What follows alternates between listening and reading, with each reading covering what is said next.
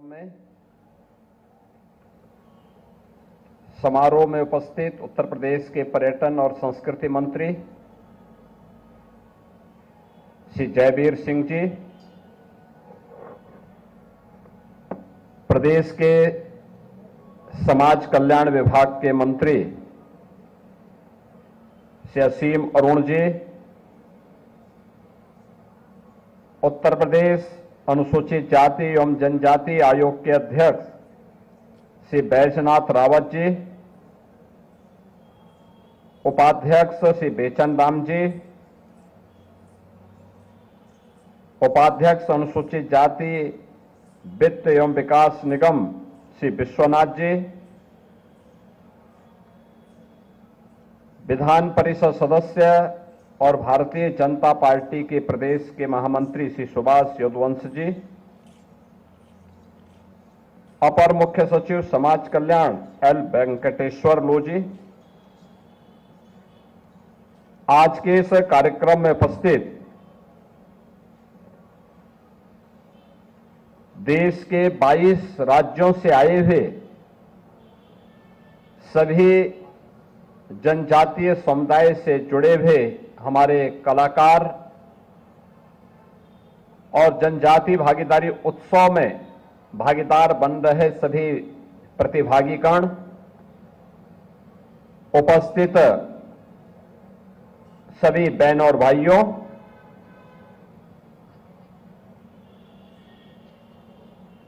आदरणीय प्रधानमंत्री जी की प्रेरणा से 1 नवंबर से 15 नवंबर तक पूरे देश के अंदर जनजातीय गौरव पखवाड़ा आयोजित किए जा रहे हैं। जनजातीय समुदाय को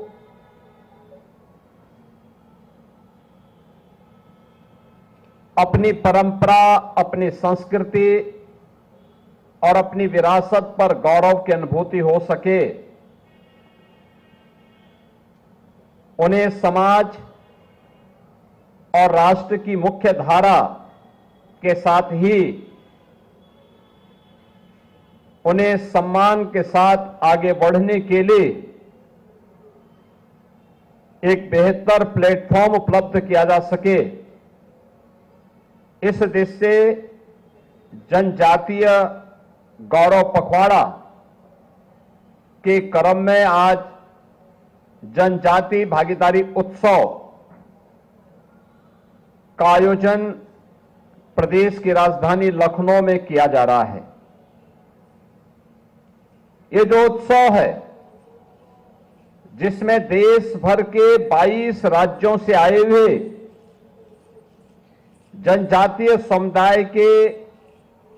कलाकारों के द्वारा जनजातीय संस्कृति और वहां की परंपराओं के बारे में अपना प्रदर्शन करने के साथ ही अनेक प्रकार के कार्यक्रमों को इस दौरान यहां पर प्रस्तुत करने का कार्य हो रहा है। खासतौर पर सांस्कृतिक समागम और यात्रा, जिसमें मैं 22 राज्यों के इन कलाकारों को इन कार्यक्रमों के साथ जुड़ने का अवसर प्राप्त हो रहा है। इसमें कलाकार सहभागिता की दृष्टि से भी अरुणाचल प्रदेश पार्टनर स्टेट होने के साथ ही इसमें गुजरात, जम्मू कश्मीर, महाराष्ट्र, सिक्किम, उड़ीसा, राजस्थान, छत्तीसगढ़, कर्नाटक, मध्य प्रदेश, बिहार, उत्तराखंड, पश्चिमी बंगाल, मिजोरम, गोवा, केरल, हिमाचल प्रदेश, असम, त्रिपुरा, झारखंड, पंजाब, इन सभी राज्यों के कलाकार उत्तर प्रदेश में आकर के इस जनजाति भागीदारी उत्सव में सहभागी बन रहे हैं। इस कार्यक्रम में एक हस्तशिल्प और कला प्रदर्शनी का भी आयोजन किया गया है। और साथ साथ एक व्यंजन मेला भी लग रहा है जिसमें जेवनार और देसी स्वाद जो जुड़े हुए हैं उनको भी यहां पे प्रस्तुत करने के साथ ही जनजातीय साहित्य को समर्पित साहित्यिक और विकास मंच जो जनजातीय साहित्य के साथ साथ धरती आबा के प्रति हम सम्मान का भाव व्यक्त कर सकें, इसको समझने देखने का एक मंच हम सबको प्राप्त हो रहा है। बहनों और भाइयों, यह वर्ष हम सबके लिए कई मायनों में बहुत महत्वपूर्ण है। यह वर्ष भारत शिल्पी लौह पुरुष सरदार वल्लभ भाई पटेल की 150 वर्ष जयंती के पूरे होने का वर्ष है। यह वर्ष धरती आबा भगवान बिरसा मुंडा की जयंती के 150 वर्ष पूर्ण होने का वर्ष भी है। याद करिए, 31 अक्टूबर 1875 को लौह पुरुष सरदार वल्लभ भाई पटेल का जन्म होता है और 15 नवंबर 1875 को धरती आबा भगवान बिरसा मुंडा का जन्म होता है। यह वर्ष भारत का राष्ट्रगीत वंदे मातरम के भी 150 वर्ष में प्रवेश करने का वर्ष है। यानी एक अमर गीत जिसने भारत की जनचेतना को जागरूक करते हुए भारत की स्वाधीनता को एक नया मंत्र दिया था, उसके भी 150 वर्ष पूर्ण होने की ओर अग्रसर हुए हैं। और यह वर्ष भारत के संविधान, जैसे बाबा साहब भीमराव अंबेडकर ने जिस संविधान को भारत जैसे देश के अनुकूल बनाया था, जो स्वतंत्र भारत की एकता और अखंडता का एक आत्मा बन गई, भारत के संविधान के भी अमृत लागू होने के अमृत वर्ष में हम लोगों ने प्रवेश किया है। यानी इतनी उपलब्धियों से जुड़ा हुआ यह वर्ष इस समय हमें धरती आबा भगवान बिरसा मुंडा के प्रति कृतज्ञता ज्ञापित करने और उनके प्रति हम सब प्रेरणा प्राप्त कर सकें,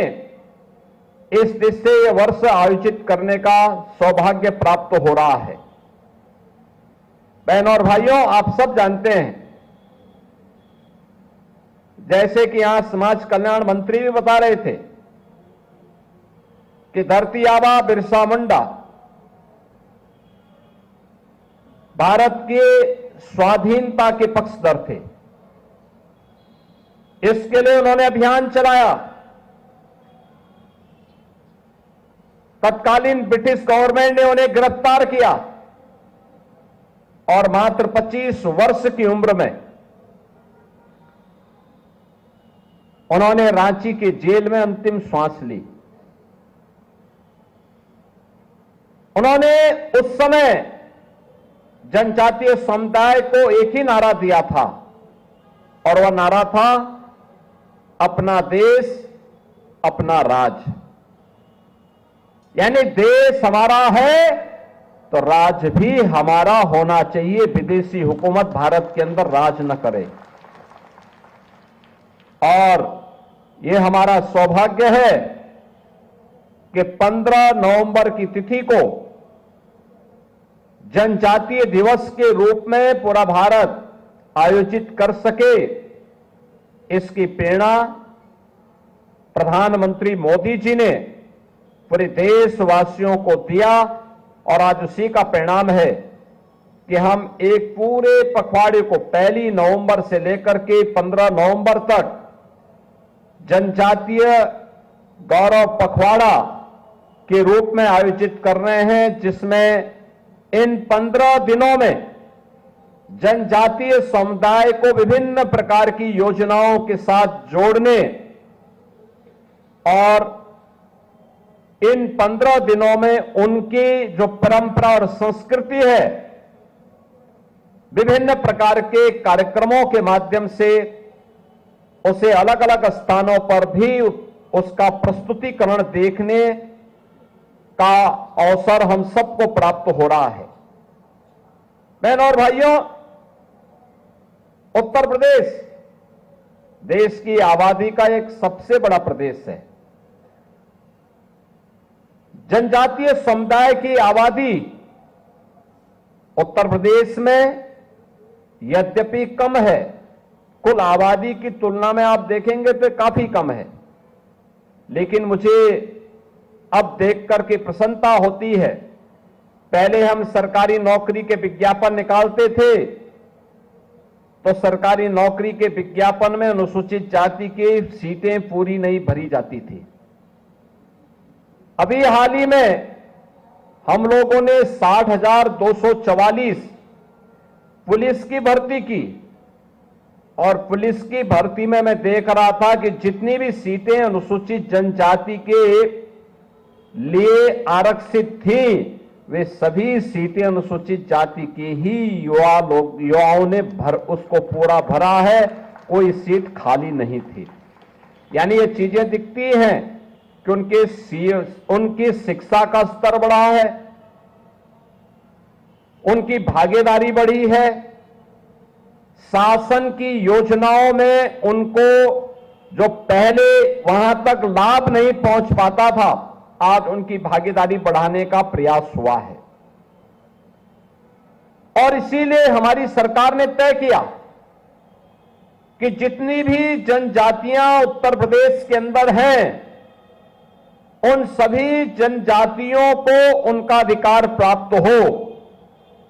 और उन्हें सिचुएशन के लक्ष्य तक पहुंचाने की दिशा में सरकार कार्य करेगी। इसमें थारू, मुसहर, चेरो, बुक्सा, सहरिया, कोल या फिर गौड़, जितने भी जनजातियां हैं, इन सभी जनजातियों को शासन की सभी प्रकार की योजनाओं से पूरी तरह आच्छादित करने के लिए सरकार ने एक मिशन मोड पर अभियान चलाया और परिणाम है कि ज्यादातर जनजातियां आज के दिन पर विकास की योजनाओं के साथ उनकी कनेक्टिविटी, उनकी बिजली की व्यवस्था, उनके लिए पेयजल की व्यवस्था, उनके लिए पेंशन की व्यवस्था, उनके लिए राशन कार्ड की व्यवस्था, उनके लिए स्वास्थ्य के लिए आयुष्मान भारत की स्कीम और इन सब के साथ ही अन्य तमाम प्रकार के जो कार्यक्रम अब उनके लिए प्रारंभ हुए हैं। खासतौर पर जनजातीय समुदाय के लिए पीएम जनमन योजना के अंतर्गत प्रधानमंत्री जनजातीय आदिवासी न्याय महाअभियान, इस माध्यम से तमाम प्रकार के कार्यक्रम प्रारंभ किए गए हैं और इसमें बिजनौर में बुक्सा जनजाति को हम लोगों ने सूची में श्रेणीबद्ध किया है। इसके तहत 815 परिवारों को हम लोगों ने, जिसमें जनजाति बुक्सा जनजाति के 145 पीएम आवास और समस्त घरों के विद्युतीकरण के साथ ही वहां पर शुद्ध पेयजल, मोबाइल मेडिकल यूनिट, एक आंगनबाड़ी सेंटर, 5 बसावटों में मोबाइल टावर, 5 मल्टीपर्पज सेंटर और 5 बंधन केंद्र वहां पर स्वीकृत किए जा चुके हैं और ये कार्यक्रम आगे बढ़ रहे हैं। इसके साथ ही प्रदेश में यह भी सुनिश्चित किया गया कि धरती आबा जनजातीय ग्राम उत्कर्ष अभियान के अंतर्गत जितनी भी अनुसूचित जनजाति की बस्तियां उत्तर प्रदेश के अंदर हैं, उन्हें सभी प्रकार की सुविधाओं से आच्छादित करने के साथ ही उन कार्यक्रमों को आगे बढ़ाना है, जिसमें 26 जनपदों के 47 ब्लॉक व 517 ग्रामों में हम लोगों ने इसके लिए चिन्हित किया है, जिसमें सबसे अधिक सोनभद्र में 176 ग्राम, बलिया के 61, ललितपुर के 36, देवरिया, लखीमपुर खीरी, कुशीनगर के 34, गाजीपुर के 26, मिर्जापुर के 20, गोरखपुर के 18, चंदौली के 17, बलरामपुर के 16, पीलीभीत, प्रयागराज, सिद्धार्थनगर के 7 और बिजनौर के 5, बहराइच बस्ती के 3, बाराबंकी, भदोई, महाराजगंज, श्रावस्ती के 2, अम्बेडकर नगर, जौनपुर, महोबा, संत कबीर नगर, सीतापुर के 1 गांवों को इसके साथ आच्छादित करने का काम किया है। यानी 517 जिन ग्रामों में जो जनजातीय बाहुल्य गांव हैं, इनकी कनेक्टिविटी से लेकर के इन्हें सभी प्रकार की योजनाओं को इसके साथ जोड़ने का काम इनके साथ किया गया है, जिसमें इनका आधार, आयुष्मान कार्ड, पीएम उज्ज्वला योजना, जाति और निवास प्रमाण पत्र, मुद्रा योजना, किसान क्रेडिट कार्ड, पीएम जनधन योजना, जीवन ज्योति बीमा योजना, पीएम किसान सम्मान निधि योजना, पीएम विश्वकर्मा योजना, राशन कार्ड आदि की व्यवस्था के साथ ही यहां के इंफ्रास्ट्रक्चर के लिए भी सड़क, पुल, बिजली, पेयजल, इन सबको इसके साथ आच्छादित करने की स्वीकृति भी ये डबल इंजन की सरकार ने इन सभी क्षेत्रों में उपलब्ध करवाया। अनुसूचित जनजाति के छात्र छात्राओं को मिलने वाली स्कॉलरशिप और शुल्क प्रतिपूर्ति, मुझे प्रसन्नता है कि हम लोगों ने अब तक 1,50,000 ऐसे छात्रों को योजनाओं के साथ जोड़ा है और इससे लाभान्वित किया है। 9 आश्रम पद्धति विद्यालय लखीमपुर खीरी, बलरामपुर, बहराइच, महाराजगंज, श्रावस्ती, बिजनौर में संचालित हैं और जिनके माध्यम से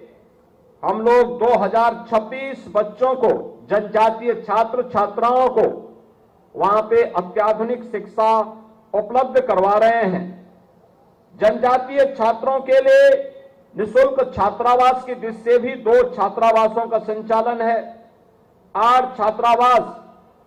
जिसमें लखीमपुर खीरी, चंदौली में 2, मिर्जापुर, बलिया, गोरखपुर, सोनभद्र में 1, यह निर्माणाधीन है। और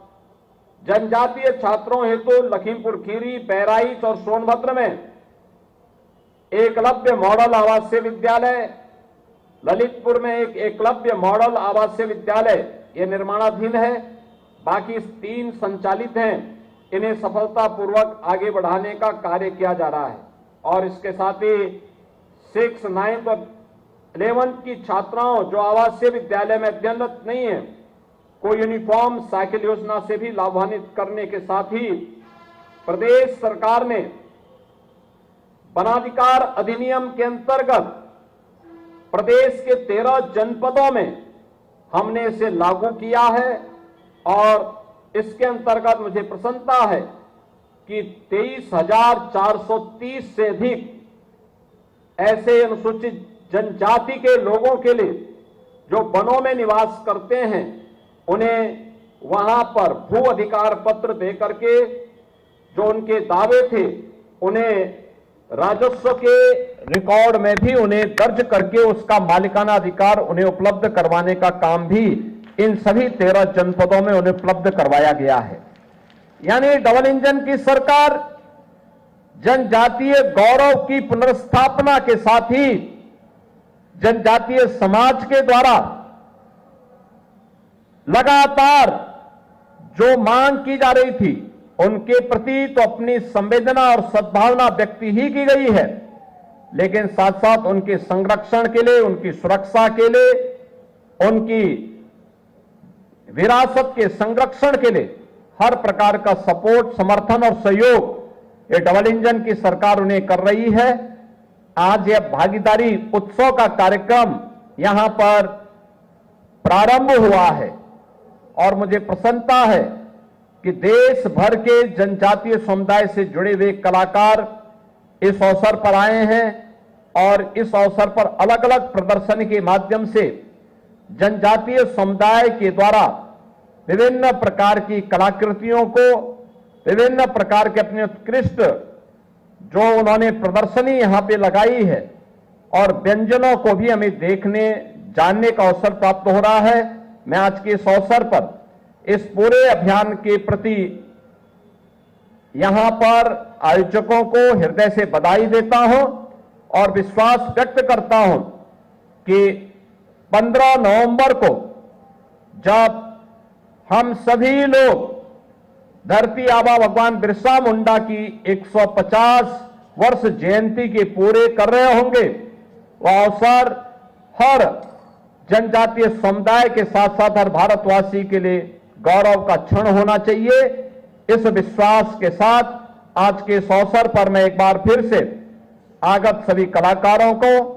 सभी अन्य अतिथियों का हृदय से अभिनंदन करता हूं। जनजातीय गौरव पखवाड़ा और जनजातीय गौरव उत्सव के इस आयोजन में आप सबका अभिनंदन करते हुए इस पूरे अभियान के प्रति अपनी शुभकामनाएं देता हूं। धन्यवाद। जय हिंद।